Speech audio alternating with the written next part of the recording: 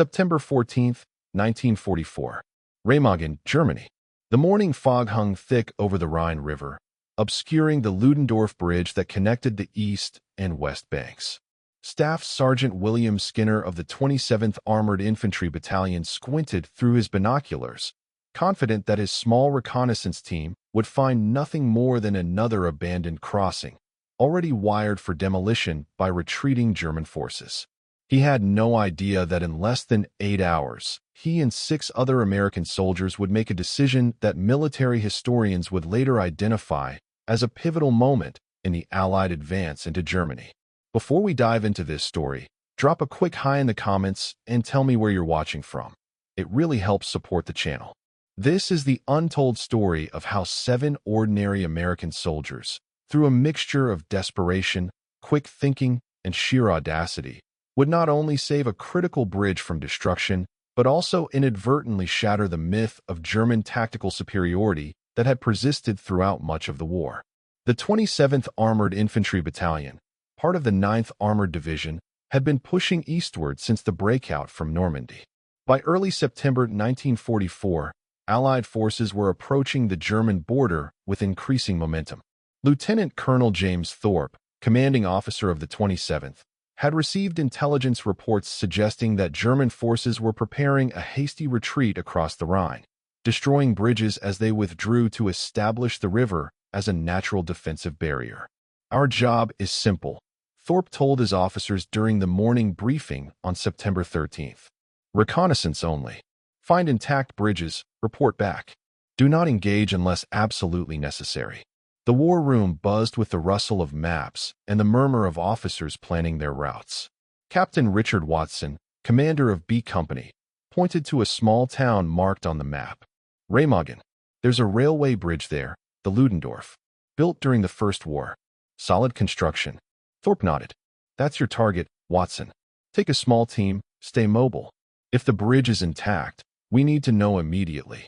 For the assignment, Captain Watson selected Staff Sergeant William Skinner, a 29-year-old former railroad worker from Pennsylvania whose knowledge of bridge structures could prove invaluable. Joining Skinner were Corporals Michael Rodriguez and Franklin Cooper, both experienced combat veterans who had fought their way from Normandy. The team was rounded out by Private First Class Anthony D'Angelo, a 19-year-old radio operator from Brooklyn, Private Henry Wilson, a soft-spoken sharpshooter from rural Montana, and Private George Matthews, a former mechanic whose technical skills had saved their half-track vehicle on more than one occasion. 7 men, 1 mission, Watson said as they gathered around the hood of their vehicle, examining the map of Remagen and the surrounding area. "We observe, we report, we do not engage." "Clear." The men nodded in agreement, unaware that their reconnaissance mission would soon transform into something far more consequential. The small convoy departed at 0500 hours on September 14th.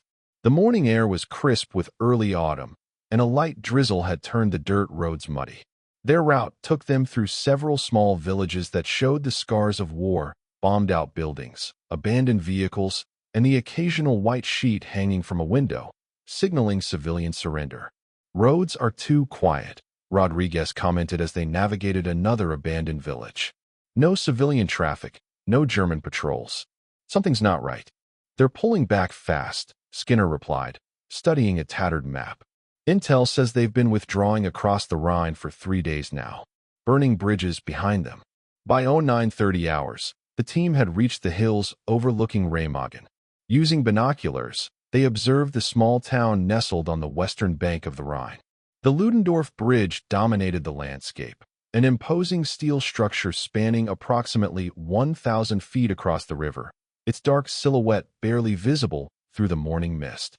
"Bridge appears intact," Skinner reported into the radio. "But there's activity. German soldiers on both banks. They're setting up something on the bridge itself." "Demolition charges," Matthews suggested, adjusting his binoculars. "Standard procedure. They'll blow it when their last units cross." Captain Watson studied the scene carefully. "How many Germans would you estimate, Sergeant?" Skinner scanned the area methodically. "Hard to get an accurate count through this fog. At least 2 platoons on this side. Perhaps more on the eastern bank. I'd estimate around 200 total."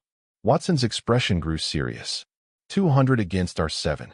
Not odds I'd favor. For the next hour, the team observed the German activities while maintaining radio contact with battalion headquarters. They watched as German soldiers moved supplies and equipment across the bridge while engineers worked on what appeared to be demolition preparations. At 1,100 hours, the situation changed dramatically. The radio crackled with an urgent message from Colonel Thorpe. New orders, Watson. 1st Battalion is being redirected to your position. ETA 4 hours. Your mission has changed. Assess if capture of Ludendorff Bridge is feasible. If possible, secure western approach. Prevent destruction. Reinforcements en route. A heavy silence fell over the team as the implications became clear. They were being asked to consider taking on a force that outnumbered them nearly 30-1, with the objective of securing a bridge that was already being prepared for demolition. This is suicide, Rodriguez said quietly, voicing what everyone was thinking. Captain Watson folded the map deliberately. Not necessarily. We don't need to defeat them. We just need to prevent them from destroying the bridge until reinforcements arrive. 4 hours, D'Angelo said, checking his watch. That's a lot of time to hold out against those numbers. Skinner, who had been studying the bridge structure, spoke up. If they're following standard procedure, the demolition charges will be set at key structural points. They'll have a primary detonator, probably on the eastern bank, with a secondary trigger mechanism on this side as backup. So we need to neutralize the western trigger, Watson concluded, without alerting them that we're doing so. The plan they developed was audacious in its simplicity. Using the continuing fog as cover, they would approach the western bank of the river. Matthews and Wilson would position themselves on the hillside with clear lines of fire to provide covering support. Captain Watson, Skinner, Rodriguez, and Cooper would advance toward the bridge entrance, posing as a forward patrol if discovered. D'Angelo would maintain radio contact with headquarters from a concealed position halfway between the two groups. If we're spotted, we fall back immediately, Watson instructed. This is not a heroic last stand. The priority is preventing bridge demolition until reinforcements arrive. At 1,145 hours, the team began their approach. The fog had thinned slightly but still provided decent cover. Moving through the outskirts of Remagen, they could hear German voices and the sounds of vehicles being loaded. Occasional bursts of orders being shouted suggested a hasty withdrawal was indeed underway. The western approach to the bridge was guarded by approximately 15 German soldiers from the 11th Panzer Division, based on their uniform insignia. They appeared alert, but also preoccupied with their evacuation duties. Several trucks were being loaded with equipment, while 2 officers consulted over papers and maps spread on the hood of a Mercedes staff car. That's Oberstleutnant Hans Scheller, Skinner whispered, recognizing the commanding officer from intelligence briefings. He's in charge of the rear guard. And the demolition, Watson added, noting the officer's conversation with what appeared to be an engineering officer. The Americans settled into observation positions approximately 300 yards from the bridge entrance. Through binoculars, they could now see wires running along the bridge structure and a control box positioned near the western entrance. Secondary detonator confirmed, Skinner reported quietly. Standard electrical trigger mechanism. 2 guards stationed beside it. As they watched, an unexpected opportunity presented itself. A messenger approached Scheller, delivered what appeared to be urgent news, and pointed toward the eastern bank. The Oberstleutnant immediately called for his vehicle and, accompanied by several officers, departed toward the far side of the bridge, leaving the western approach under the command of a junior officer. Now or never, Watson decided. Rodriguez, Cooper, with me. We're going in as forward reconnaissance. Skinner, circle around to the south and get as close to that detonator as possible. The audacious plan was set in motion at exactly 1,230 hours. Watson, Rodriguez, and Cooper emerged from concealment and walked openly toward the bridge checkpoint, maintaining a purposeful military bearing. The remaining German soldiers, seeing approaching American uniforms, raised their weapons in alarm. Hold your fire, Watson called out in German, a language he had studied at university before the war. Forward reconnaissance. We have orders to make contact. The confusion that followed was precisely what the Americans had hoped for. The junior German officer, uncertain whether to open fire or verify this unexpected contact, hesitated just long enough for Watson to approach within speaking distance. "Cease fire and notify your command," Watson continued in German, projecting an authority he did not possess. "I am here to discuss terms of your withdrawal." Meanwhile, Skinner had circled around and reached a position just 30 yards from the detonator box. From the hillside, Wilson had the German guards in his rifle sights, ready to provide covering fire if needed. The German lieutenant, visibly uncertain, finally made his decision. "Halt where you are. I must contact Oberstleutnant Scheller." "By all means," Watson replied calmly. "But I suggest you do so quickly. My battalion is deploying along the ridgeline as we speak." He gestured vaguely toward the fog-shrouded hills, implying a force that did not yet exist. As the lieutenant dispatched a runner to find Scheller, Skinner made his move. Using the distraction created by Watson's improvised parley, he crawled through the underbrush to within 15 yards of the detonator. One of the guards, sensing movement, turned in his direction. From his position on the hillside, Wilson took a deep breath, steadied his M1 rifle, and squeezed the trigger. The shot struck the guard in the chest, and he collapsed beside the detonator box. The second guard, reaching for his weapon, was cut down by Rodriguez, who had drawn his sidearm the moment Wilson fired. The sudden gunfire transformed the standoff into chaos. The German soldiers at the checkpoint opened fire, forcing Watson, Rodriguez, and Cooper to dive for cover behind a nearby stone wall. From the hillside, Matthews began firing his Browning automatic rifle, providing suppressive fire that kept the Germans pinned down. Skinner, seizing the critical moment, sprinted to the detonator box. A quick examination confirmed his suspicions. It was a standard electrical trigger connected to multiple demolition charges along the bridge structure. Drawing his combat knife, he cut the primary wires, then removed the triggering mechanism entirely and flung it into the Rhine. "Detonator neutralized," he shouted into his radio, then took cover as bullets impacted around him. The firefight intensified as the German forces realized what had happened. D'Angelo, maintaining radio contact with headquarters, reported their situation. Bridge secured temporarily. Demolition prevented. Heavy resistance. Request immediate reinforcement. The 7 Americans now faced the daunting task of holding their positions against overwhelming numbers until help arrived. The German forces, initially confused by the sudden attack, quickly reorganized under the junior officer's direction. Approximately 30 soldiers began advancing toward the American positions, using the bridge structure and surrounding buildings for cover. Captain Watson, assessing their dire situation, made a critical decision. "Fall back to defensive positions. Rodriguez, Cooper, with me. We'll hold the road junction. Skinner, get to the hillside with Wilson and Matthews. D'Angelo, maintain radio contact from cover." The strategic withdrawal allowed the Americans to establish more defensible positions. Watson, Rodriguez, and Cooper took cover in a bombed-out building overlooking the road junction leading to the bridge. From there, they could control the main approach with their combined firepower. Skinner joined Wilson and Matthews on the hillside, where their elevated position gave them excellent fields of fire. At 1,315 hours, Oberstleutnant Scheller returned to the western bank, quickly assessing the situation. Realizing the bridge could no longer be destroyed from this side, he ordered an immediate counterattack to eliminate the American force and re-establish control of the western approach. The German attack came in waves.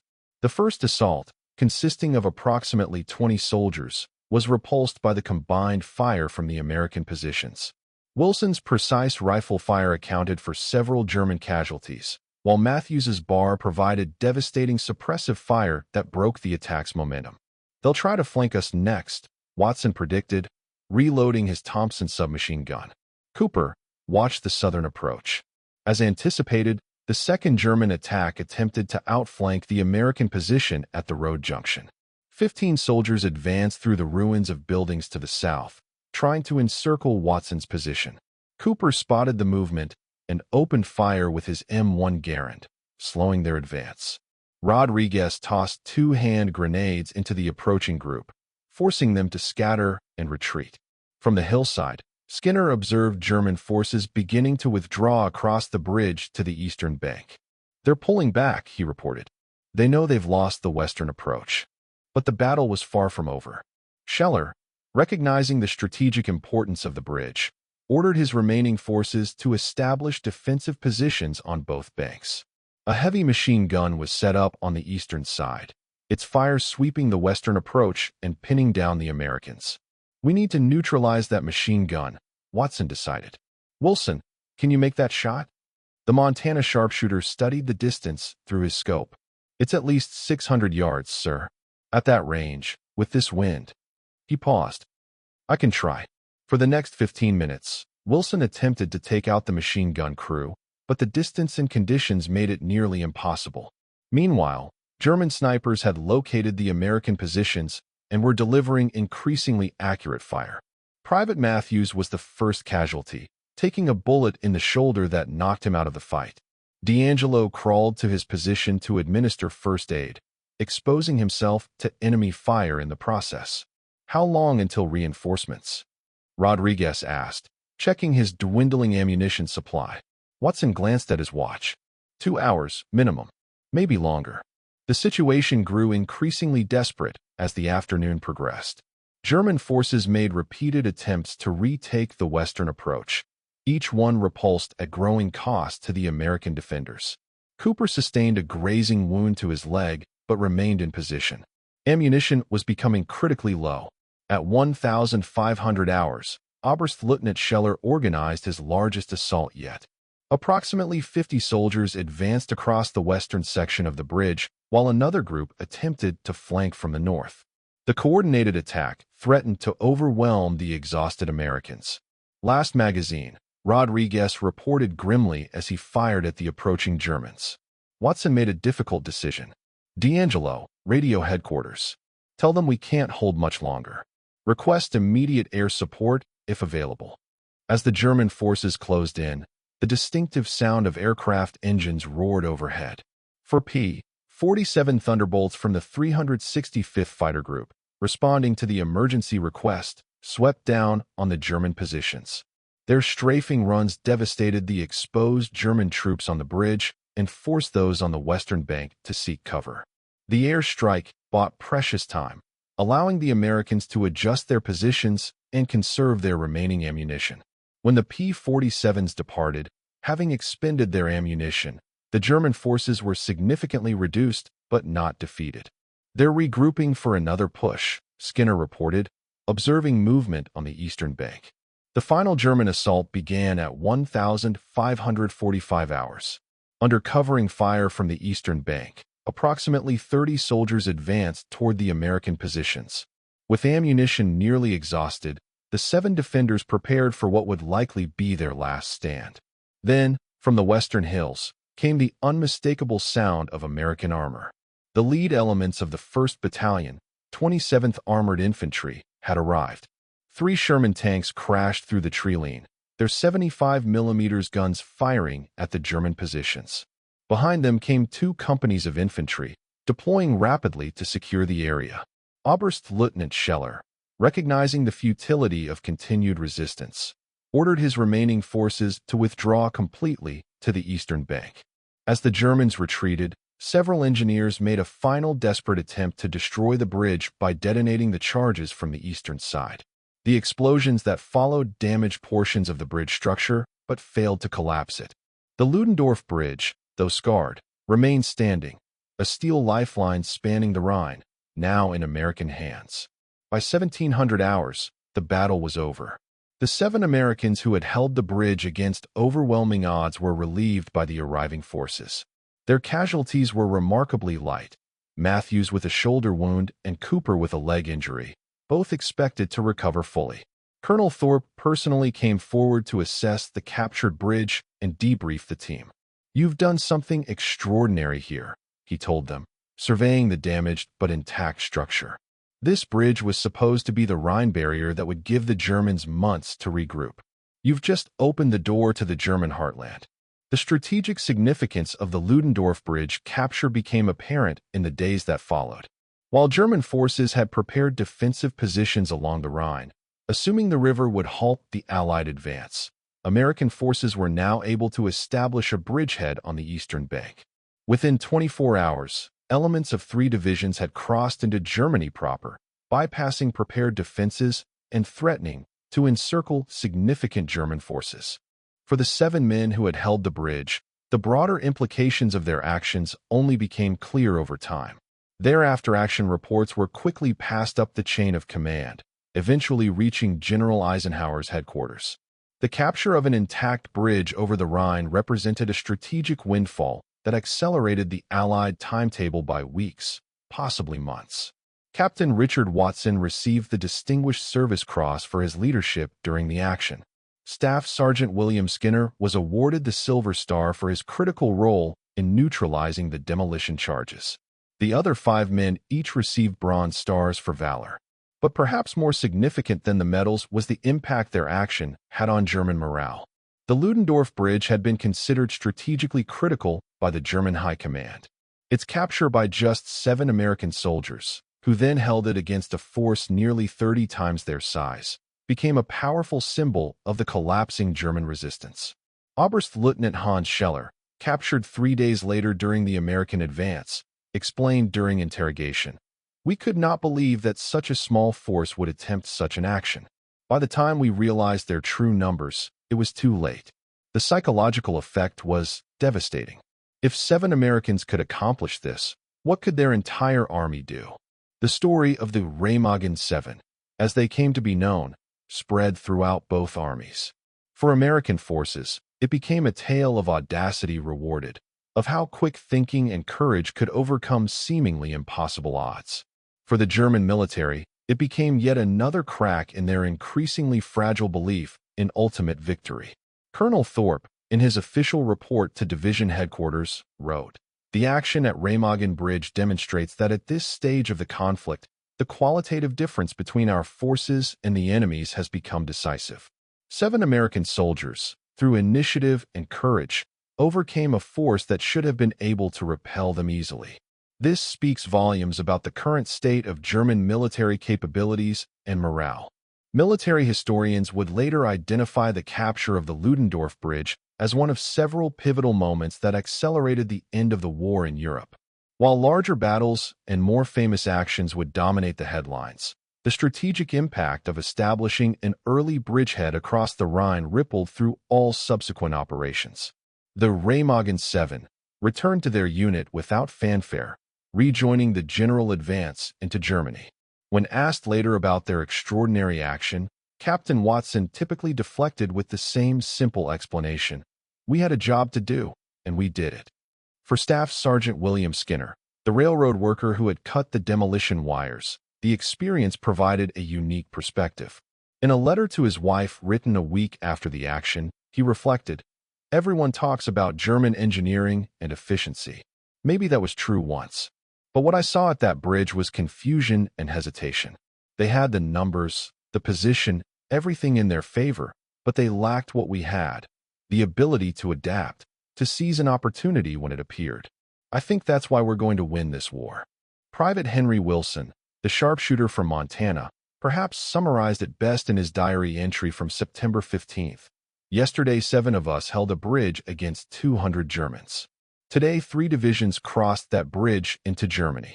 The war feels different now, like we've turned a corner and can see the end of the road." The Ludendorff Bridge itself would stand for only 10 more days before structural damage caused its collapse. But by then, its purpose had been served. Pontoon bridges had been established, the bridge had expanded, and the Rhine barrier breached.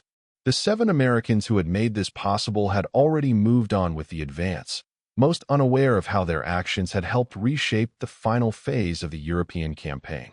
In the years following the war, the story of the Remagen 7 would be recounted in military academies as a case study in initiative, audacity, and the strategic impact that small unit actions could have on large-scale operations.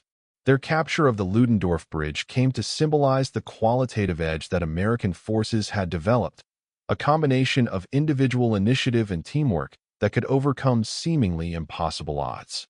Captain Watson, who survived the war and returned to teaching history at a small Pennsylvania college, would often tell his students, Wars are planned by generals, but they're won by ordinary people making extraordinary decisions in moments of crisis. Remember that when you study history, look beyond the grand strategies to find the pivot points where everything changed. For the 7 Americans who held a bridge against impossible odds in September 1944, that pivot point came in a moment of decision, to act rather than observe, to seize an opportunity rather than wait for reinforcement. In doing so, they not only captured a bridge, but helped change the course of the war itself. And that concludes our story. If you made it this far, please share your thoughts in the comments. What part of this historical account surprised you most? Don't forget to subscribe for more untold stories from World War II, and check out the video on screen for another incredible tale from history. Until next time.